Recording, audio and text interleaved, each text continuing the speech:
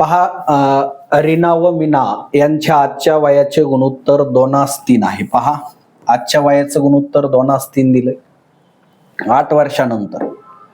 पुढे आपल्याला 8 वर्षानंतर सांगितलंय त्यांच्या वयाचे गुणोत्तर 3:5 होईल. तर मीनाचे आजचे वय किती?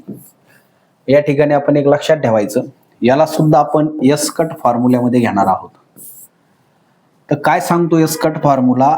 जे नाव आहेत ते घ्यायचे, रीना व मीना यांना सुद्धा गुणोत्तरात मांडून घ्यायचं.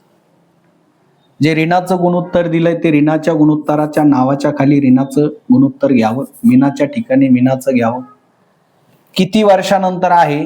तर हे बाजूला हे 8 वर्षानंतर, म्हणजे अधिक का दिलं? पुढे काही वर्षानंतर, जसं म्हणतो 8 वर्षानंतर म्हणून अधिक 3:5 आहे म्हणून 3:5 घ्यावी.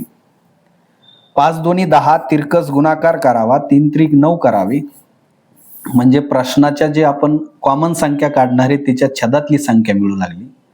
अंशामध्ये किती वर्षानंतर आणि नंतरचं गुणोत्तर यांच्या गुणाकारामधला या ठिकाणी आपण फरक घेणार आहोत. 8 त्रिक 24 मांडावे आणि 8 पंचे 40 घ्यावे.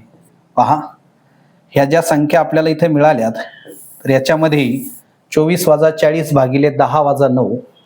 तर याचं उत्तर काढण्यासाठी आपल्याला 40 मधून 24 वजा करायचे, खाली राहिले 16 भागिले 1.